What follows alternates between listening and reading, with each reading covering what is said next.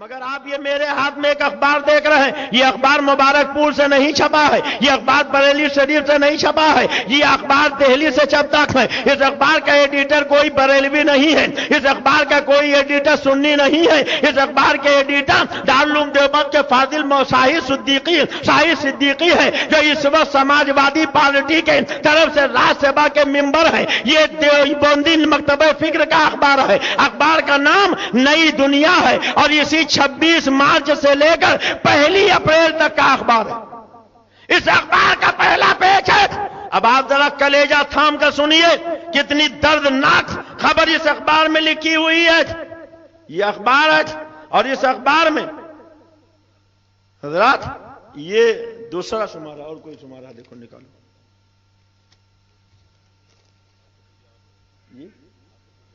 نہیں یاد بھی ہے، بھی یہاں موجود ہے حضرات۔ یہ دیکھیے، یہ ہے 26 مارچ سے لے کر 1 اپریل تک کا اخبار۔ یہ پہلا پیج دیکھ رہے ہیں، اوپر کا تھوڑا حصہ موڑ دیجئے، پورا یہ لکھا ہوا مکہ معظمہ زمین مافیا کے چنگل میں۔ دیکھ رہے ہو، مکہ معظمہ زمین مافیا کے چنگل میں۔ یہ بڑی بڑی بلڈنگیں آپ دیکھ رہے ہو، بیچ میں یہ چھوٹا سا خانہ کعبہ دیکھ رہے ہو، اللہ کے گھر سے 10 گنا زیادہ اونچی بڑی بڑی بلڈنگیں اللہ تبارک تعالیٰ کے گھر کے تینوں طرف بنائی جا رہی تھیں۔ اور یہی اتنا رکھی، ان میں طرح کے عیش و عشرت کے سامان فراہم کیے جا رہے، ٹی وی اس میں لگائی جا رہی، لیٹرنگ باتھ روم اس میں بنائے جا رہے، خانہ کعبہ کے اونچائی سے کئی گنا زیادہ اونچا محل بنایا جا رہا۔ اور یہی اتنا رکھیں، عالی شان عمارتیں بنانے کے لیے حضور صلی اللہ علیہ وسلم کی جائے پیدائش پر بلڈوزر، بولو مبارک پور والو، نبی کی بزم میلاد میں آئے ہو، جس مکان میں رسول اللہ کی میلاد ہوئی اس پہ بلڈوزر چلایا جائے، آپ کو گوارا ہے؟ ارے بولو، آپ گوارا کرتے ہو؟ علم حدیث کی آبرو حضرت شاہ ولی اللہ محدث دہلوی کے والد حضرت شاہ عبد الرحیم فرماتے تھے، جب میں مکہ مکرمہ گیا، جس مکان میں رسول اللہ کی میلاد ہوئی تھی، جب میں نے وہاں حاضری دی، میں نے زیارت کیا، تو شاہ صاحب فرماتے تھے میں نے ماتھے کی نگاہوں سے دیکھا کہ رسول اللہ کی جہاں میلاد ہوئی تھی آسمان سے ملائکہ اتر رہے تھے، فرشتوں کا نزول ہو رہا تھا، اللہ کے رحمتوں کی بارش ہو رہی تھی۔ اب ہمیں آپ بتاؤ کہ رسول اللہ کی جہاں میلاد ہو، نبی کی جہاں پیدائش ہو، جہاں اللہ کے فرشتے اترے، جہاں ملائکہ کا نزول ہو، جہاں اللہ کی رحمتوں کی بارش ہو، وہاں بلڈوزر چلایا جائے اور وہاں لیٹرنگ باتھ روم بنایا جائے، کیا کوئی غیرت دار مسلمان اسے گوارا کرے گا؟ ارے بولو، اے نبی کے بزم میلاد میں آنے والوں، تمہیں یہ گوارا ہے؟ ہم کہتے ہیں کیا یہ اونچی عالی شان بلڈنگیں بنانا اللہ کے گھر کے قریب فرض ہے؟ ارے واجب ہے؟ کہتے ہیں صاحب اس لیے ہم اس کو کھود رہے ہیں کہ یہاں شرک ہوتا۔ کیا کہتے ہیں؟ شرک ہوتا، اس لیے ہم مٹا رہے ہیں۔ مگر سعودی کا ریال دیکھیے تو اپنی فوٹو اس پہ چھپوائے، آپ سعودی جانے والوں سے پوچھئے، ہر گورنمنٹی عمارت میں جہاں دیکھیے گا ان کے فوٹو لگے ہوں گے، بڑے بڑے کالج یونیورسٹی اور عمارتیں سب اپنے اپنے باپ دادا کے نام سے بنا رہے۔ مسجد نبوی حرم کعبہ میں جتنے گیٹ ہیں، کسی کا نام باب ملک فہد ہے، کسی کا نام گیٹ کنگ عبدالعزیز ہے، سب اپنے نام سے بنا رہے۔ حد یہ ہے کہ خود خانہ کعبہ کے خلاف پر اپنا نام لکھا ہے، اپنے باپ دادا کا نام لکھا ہے، محراب نبی پر اپنا نام لکھا ہے، اپنے باپ دادا کا نام لکھا ہے، مصلی رسول پر اپنا نام لکھا ہے، اپنے باپ دادا کا نام لکھا ہے۔ مگر 75 سال پہلے جب ان کو اقتدار ملا تو سب سے پہلے مدینہ طیبہ میں انہوں نے رسول اللہ کے روضہ اطہر کی دیواروں پر جہاں جہاں سرکار کا نام تھا اس نام مبارک کو مٹایا، جہاں قصیدے بردہ شریف کے اشعار تھے ان اشعار کو مٹایا، جہاں شفاعت کی حدیثیں تھیں ان حدیثوں کو مٹایا، اور مٹانے کا طریقہ بھی کتنا بھونڈا اپنایا، کہیں پلاسٹر تھوپ دیا، کہیں تارکول لگا دیا، کہیں پینٹ چلا دیا، اور کہیں ہتھوڑی چھیلی سے مٹایا ہے۔ اپنے نام کا تو اتنا شوق ہے کہ مکے کے ساتھ سعودیہ لگاؤ، سعودیہ عربیہ لگاؤ۔ صدیق اکبر نے صدیقیہ عربیہ نام نہ رکھا، فاروق اعظم نے فاروقیہ عربیہ نام نہ رکھا، عثمان غنی نے عثمانیہ عربیہ نام نہ رکھا، مولا علی نے علویہ عربیہ نام نہ رکھا۔ اور تم اپنے باپ کا نام اجاگر کرنے کے لیے عرب کے ساتھ سعودیہ کا پیوند لگاؤ، مکے مدینے کے گیٹ پر اپنے باپ دادا کا نام لکھو اور رسول اللہ کی جائے ولادت پر بلڈوزر چلاؤ۔ یہی اتنا رکھی، یہی اخبار آپ پڑھیے اور یاد کیجئے، فتح مکہ کا دن ہے۔ ہمارے آپ کے آقا جب خانہ کعبہ میں پہنچے، لوگوں نے کہا یا رسول اللہ، جس مکے سے آپ کو نکالا گیا تھا آج وہ فتح ہو چکا ہے، آپ یہاں تشریف لے آئے ہیں، شام ہو رہی ہے، آپ کا بستر کہاں لگایا جائے، رات آپ کہاں گزاریں گے؟ اللہ کے پیغمبر فرماتے تھے، اے میرے صحابہ، اے میرے عقیدت مندو، مجھ سے پوچھ رہے ہو رات کہاں گزارو گے؟ خدیجہ کے قبر کے پہلو میں میرا خیمہ نصب کر دیا جائے، آج کی رات میں وہیں گزاروں گا۔ لوگوں نے کہا یا رسول اللہ، ایک قبرستان میں قبر کے کنارے آپ خیمہ لگوانا چاہتے ہیں؟ سرکار کے آنکھوں میں آنسو آ گئے، فرمایا ہاں ہاں سنو، جب لوگ مجھ سے دور بھاگ رہے تھے خدیجہ میرے قریب آئی تھی، جب لوگ مجھ سے مال بچا رہے تھے اس نے تجوریوں کا دہانہ کھول دیا تھا، جب لوگ مجھ سے نفرت کرتے تھے اس نے میرا ساتھ دیا تھا، جب کوئی میرے قریب نہیں آتا تھا وہ میرے قریب آئی تھی، جتنا احسان اس کا میرے اوپر ہے کسی کا نہیں ہے، اس لیے میرے اس بیوی کے پہلو میں میرا خیمہ نصب کر دیا جائے، آج کی رات میں وہیں گزاروں گا۔ رسول اللہ اپنی بیوی ہماری آپ کی ماں حضرت خدیجۃ الکبریٰ کے قبر کے پہلو میں ہجرت کی فتح مکہ کی رات اپنا خیمہ لگوا رہے تھے، مگر یہی نئی دنیا اخبار ہے، آپ پڑھ کے دیکھیں، اس میں لکھا ہوا ہے کہ رسول اللہ کی مقدس بیوی حضرت خدیجۃ الکبریٰ کی جہاں قبر تھی اس کو کھود ڈالا گیا، اور خالی کھود نہیں ڈالا گیا بلکہ وہاں عوامی بیت الخلا بنوا دیا گیا۔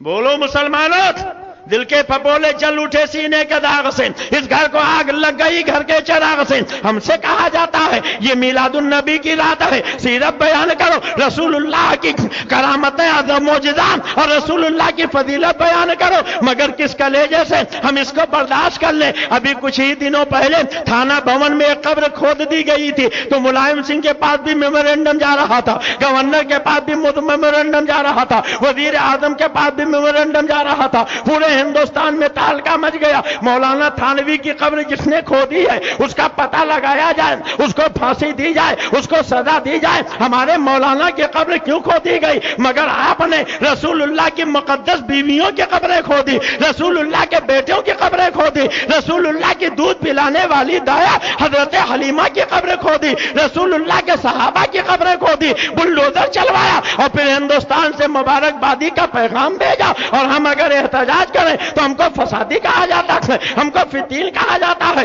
اسی میں لکھا ہوا ہے کہ جہاں حضرت خدیجۃ الکبریٰ کی قبر تھی وہاں پاخانہ بنوا دیا گیا ہے، اور رسول اللہ کو جس ماں نے آج کی مبارک رات میں پیدا کیا تھا حضرت آمنہ کی قبر کے ساتھ انہوں نے کیا سلوک کیا؟ اسی اخبار میں لکھا ہوا ہے کہ حضرت آمنہ کی قبر پر بلڈوزر چلایا گیا، اور خالی بلڈوزر نہیں چلایا گیا بلکہ مٹی کا تیل چھڑا کر اس میں آگ لگا دی گئی۔ اے مبارک پور کے غیور مسلمانوں، تم نے غیرت دار ماؤں کا دودھ پیا ہے، تمہاری ماؤں نے گود میں لے کے تم کو پڑھایا تھا، خون میں نہاؤ، زخم سہو، سر فدا کرو، جب وقت آئے دیپے تو یوں حق ادا کرو، جو جان مانگو تو جان دیں گے، جو مال مانگو تو مال دیں گے، کبھی نہ ہوگا یہ ہم سے ہرگز، نبی کا چاہو جلال دیں گے، زمانہ کچھ کہے دیوانے اپنی جان دے دیں گے مگر دامن نہ چھوڑیں گے تمہارا یا رسول اللہ۔ نعرہ تکبیر، نعرہ رسالت، علماء اہل سنت اسلام، نعرہ تکبیر۔ مبارک پور والوں اسی طریقے سے ہونٹ پر تالا ڈالے رہے تو ابھی رسول اللہ کی بیوی امت کی ماؤں کی قبریں کھودی گئی ہے، رسول اللہ کی ماں حضرت آمنہ کی قبر کھود کر مٹی کا تیل چھڑک کر آگ لگایا گیا ہے۔ کل رسول اللہ کے روضے اطہر کے ساتھ بھی بے حرمتی ہو سکتی ہے، اس لیے آپ کو سر سے کفن باندھ کر تیار ہونا پڑے گا اور یہ اعلان کرنا پڑے گا کہ جب تک نبی کے وفاداروں کے جسم پہ سر کا سہرا موجود ہے ہم تمہاری یہ بربریت اور تمہاری یہ درندگیاں نہ برداشت کر سکے تھے، نہ جائیں گے. بولو مسلمانوں, برداشت کرو گے؟ ہاتھ اٹھا کے بتاؤ, برداشت کرو گے؟ آپ اس کے خلاف احتجاج کرتے ہو؟ یہ مبارک پور اور شفیہ کا اخبار نہیں ہے, یہ دہلی کا چھپا ہوا اخبار ہے. آپ کے ہاں ملے گا مبارک پور میں. اور جانتے ہو دلیل کیا دیتے؟ کہتے ہیں کہ رسول اللہ کی ماں کی قبر کھودی گئی. ہاں کھودی گئی. کیوں کھودی گئی؟ کہتے ہیں معاذ اللہ وہ جہنمیاں تھیں, کافرات تھیں. ابھی حضرت علامہ مولانا شمس الہدیٰ صاحب قبلہ نے دلیل کے ساتھ آپ کو بتایا کہ رسول اللہ کی نہ ماؤں میں کوئی مشرکہ ہوئی اور نہ باپوں میں کوئی مشرکہ ہوا. اللہ کے رسول پاک شکم اور پاک پشت سے منتقل ہوتے ہوئے تشریف لائے ہیں. اللہ کے رسول کے آباء و اجداد میں سب موحد تھے, کوئی مشرک تھا ہی نہیں. تمہاری زبانیں سڑ کیوں نہیں گئی؟ تم نے رسول کی ماں کو جہنمیہ کہہ دیا, پیغمبر کی ماں کو کافرہ کہہ دیا. اے مبارک پور کے مسلمانوں, جس نبی کا تم کلمہ پڑھتے ہو اس نبی کی ماں کو کافرہ کہا جائے, کیا تمہیں گوارا ہوگا؟ ارے بولو, یاد کرو حضرت شیخ محقق فرماتے تھے گرمیوں کا زمانہ تھا, اللہ کے رسول اپنی بیٹی حضرت خاتون جنت کے گھر گئے. کہہ دو سبحان اللہ. دیکھا سیدہ فاطمہ روٹیاں پکا رہی, چہرہ پسینے میں شرابوت. اللہ کے رسول نے اپنی بیٹی کی طرف دیکھا, فرمایا بیٹی سستا لو, کچھ روٹیاں میں نکالوں گا.